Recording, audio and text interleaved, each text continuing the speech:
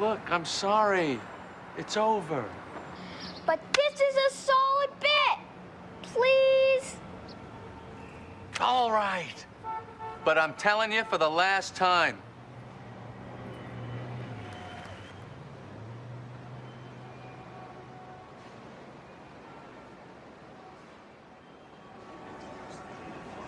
Ladies and gentlemen, Jerry Seinfeld.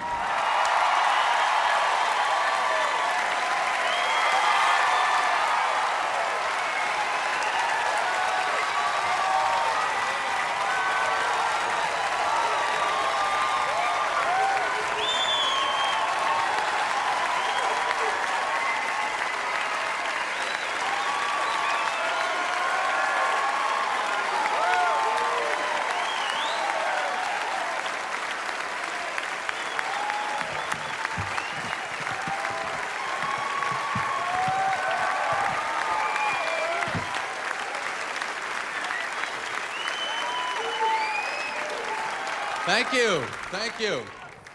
That was very, very nice. Thank you very much. Thank you. Standing ovation. Now I know there's always a... Excuse me? Perfect start, sure. Thank you. I know it's not easy for an audience to give a standing ovation. There's always a few people that don't really want to do it. I've seen those people, you know, they're always like, are we doing this now?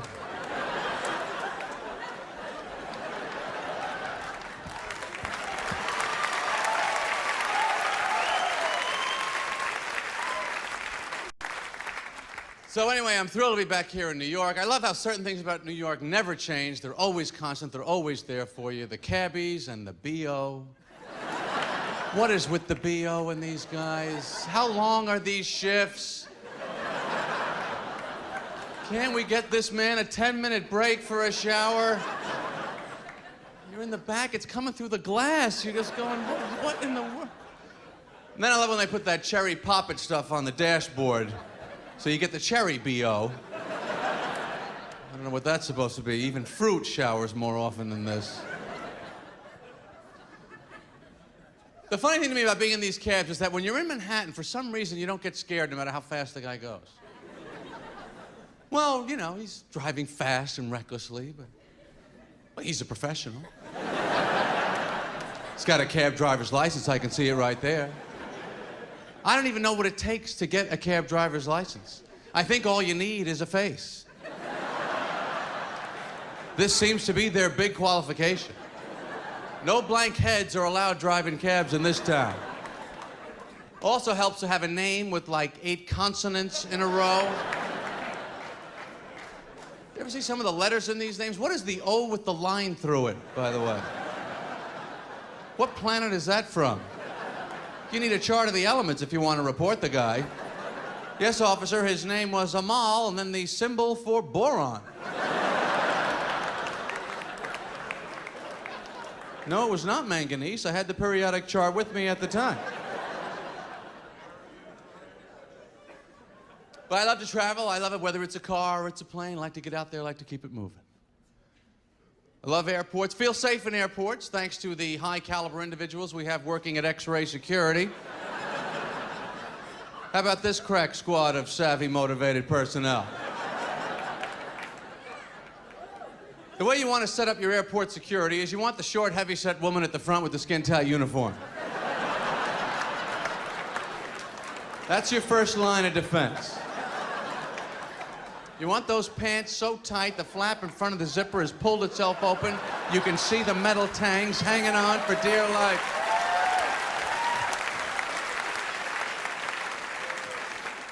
Then you put the bag on the conveyor belt, goes to the little luggage car wash.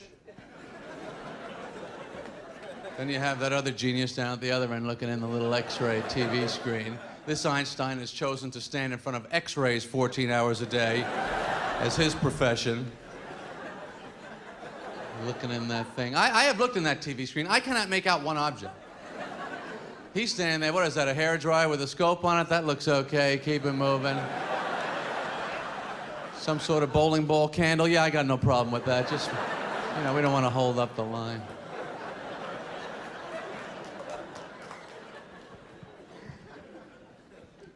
So I go to the bathroom in the airport. What is the story on the sinks in airport bathrooms that they will not give us a twisted on, twisted off human-style faucet? Is that too risky for the general population? Too dangerous? We better install the one-handed, spring-loaded, pain-in-the-ass Alcatraz-style faucets. You know those ones where you gotta go, hey, boy, I got a little water there. Oh, another couple drops. What is it that they think we would do with a faucet? Turn them all on full, run out into the parking lot, laughing, pushing each other into the bushes?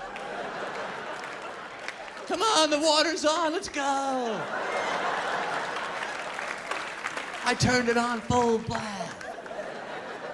You idiot, we're businessmen. We're gonna miss our plane. Who cares? Water! That's how they think we'll behave. Do the people that work in these little shops in the airport have any idea what the prices are every place else in the world? Yeah, $14 tuna sandwich. We think that's fair. That's what we charge in our country. Then you get on the plane. Pilot, of course, always has to come on the PA system. This guy's so excited about being a pilot, he can't even stand himself. Well, I'm going to take it up to about 20,000. Then I'm going to make a left by Pittsburgh. Then I'm going to make a right by Chicago. Then I'm going to bring it down to 15,000. You know, he's giving you the whole route, all his moves. We're in the back going, yeah, fine, that's all. You know, just do whatever the hell you got to do. I don't know. Just end up where it says on the ticket, really, is our only concern.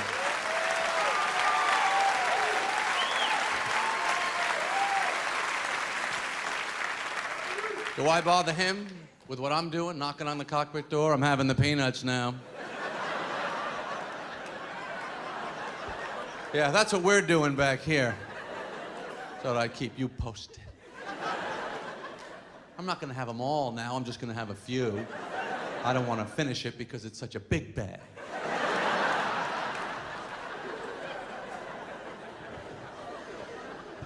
Then the stewardesses have to come out. They have to do their little emergency equipment show. You know, that thing they do. One of them reads it, the other one acts it out.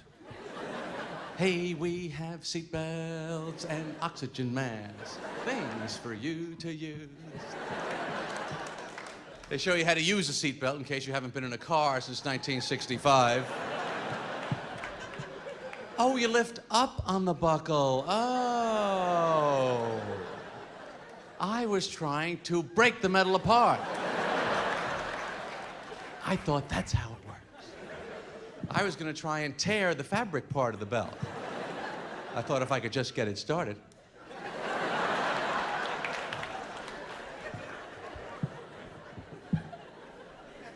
Then they always point out the emergency exits, always with that very vague point, though, isn't it?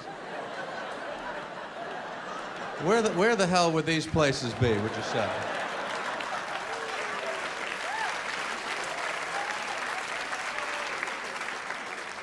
Plane's at a 90-degree angle, your hair is on fire, you're looking for this. How do you think you're gonna do there? She's thinking I'm getting out before you're getting out. You're dead, I'm gone.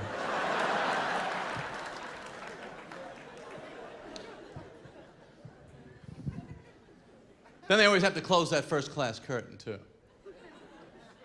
And they always give you that little look.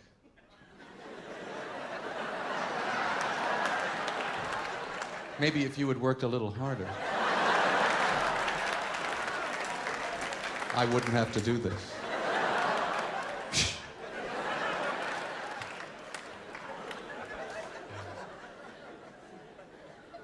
It's a whole tiny world on the airplane, isn't it? There's always that little tiny table there, a tiny computer, everyone's in a little cramped seat, tiny food, tiny utensils, tiny liquor bottles, tiny bathroom, tiny sink, tiny mirror, tiny faucets.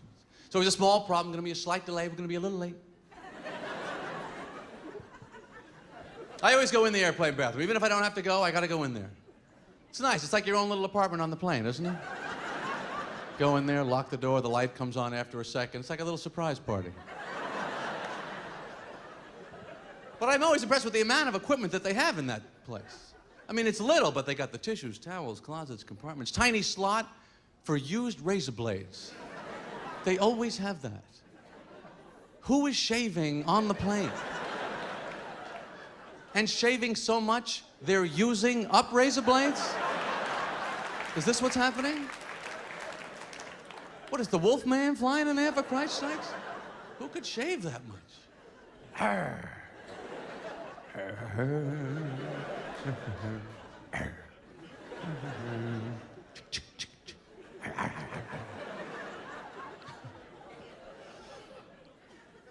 So I'm supposed to go down to Florida next week after we're done here. That's where all my relatives live. I don't really want to go.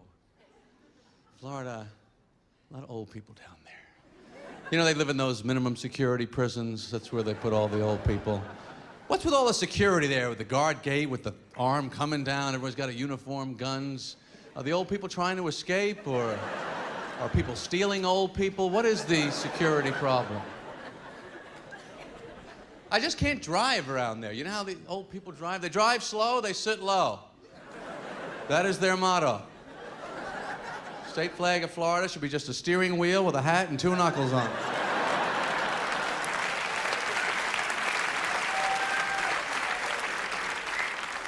And that left turn signal on for when they left the house that morning. That's a legal turn in Florida. It's known as an eventual left. You can signal this week, turn any following year of your life. What is that age that old people reach where they decide when they back out of a driveway, they're not looking anymore? You know how they do that? They just go, well, I'm old, and I'm coming back.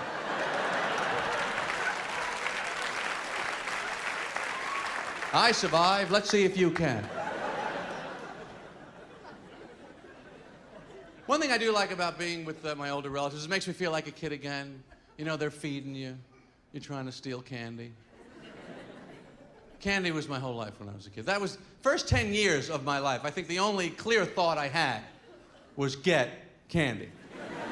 That was it. Family, friends, school. They're just obstacles in the way of the candy. I'm out for the candy here. I'm just thinking, get candy, get candy, get candy, get candy, get candy.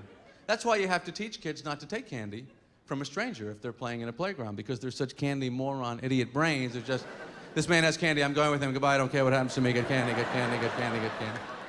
Don't go, they'll torture you, they'll kidnap you, it doesn't matter, he has an O. Henry, I have to take that chance. Get candy, get candy, get candy.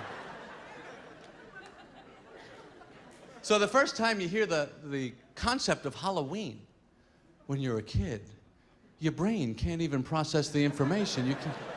You're like, what is this? What did you say? So what did you say about giving out candy? Who was giving out candy? Everyone that we know is just giving out candy? Are you kidding me? When is this happening? Where? Why? Take me with you. I gotta be a part of this. I'll do anything that they want. I can wear that.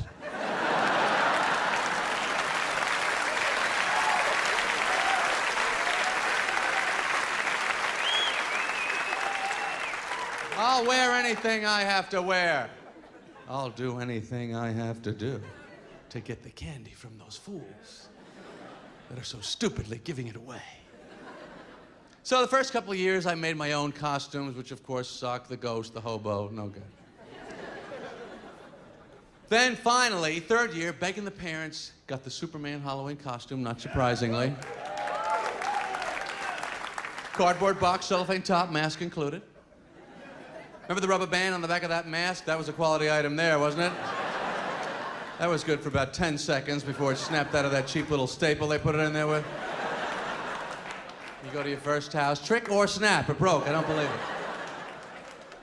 Wait up, you guys, I gotta fix it.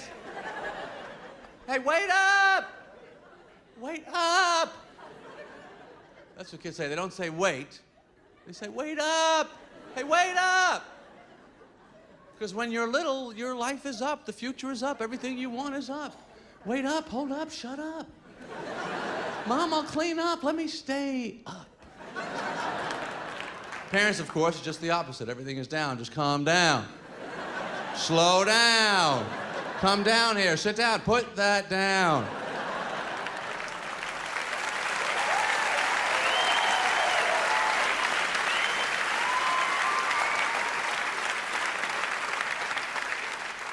So I had my little costume. I was physically ready. I was preparing myself. I did not try on the costume prior to Halloween.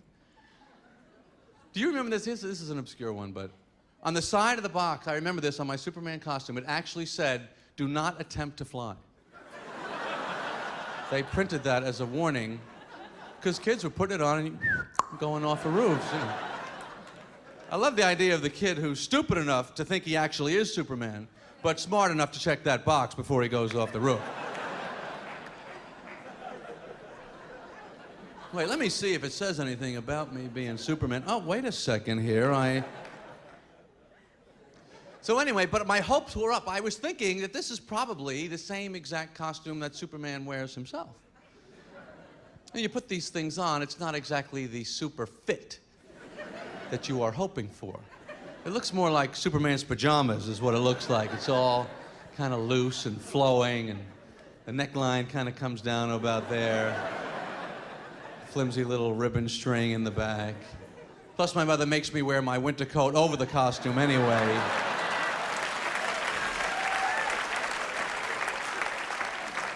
I don't recall Superman wearing a jacket. Not like I had cheap corduroy, phony fur. Boy, I'm Superman, but it's a little chilly out, and I'm glad I've got this cheap little 10-year-old kid's jacket. So I'm going out, I'm trick-or-treating, but the mask, the rubber band keeps breaking, it keeps getting shorter. I'm fixing it, it's getting tighter and tighter on my face.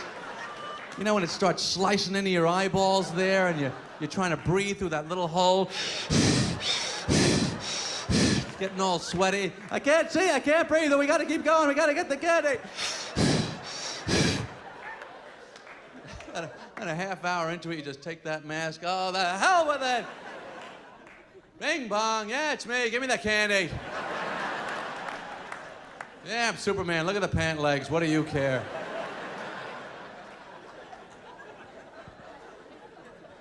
Remember those last couple years, trick-or-treating, getting a little too old for it? Still out there, going through the motions. Bing bong, come on, lady, let's go. Halloween doorbells, candy, let's pick it up in there. Come to the door, they always ask you those same stupid questions. What are you supposed to be? I'm supposed to be done by now. You want to move it along with the Three Musketeers? I got 18 houses on this block, sweetheart. Just hit the bag, we hit the road. That's the way it works. Sometimes they give you that little white bag twisted on the top. You know, that's going to be some crap candy. Doesn't have the official Halloween markings on it. Hold it, lady. Wait a second. What is this? The orange marshmallow shaped like a big peanut? Do me a favor. You keep that one. Yeah, we have all the door stops we need already. Thank you. We're going for name candy only this year.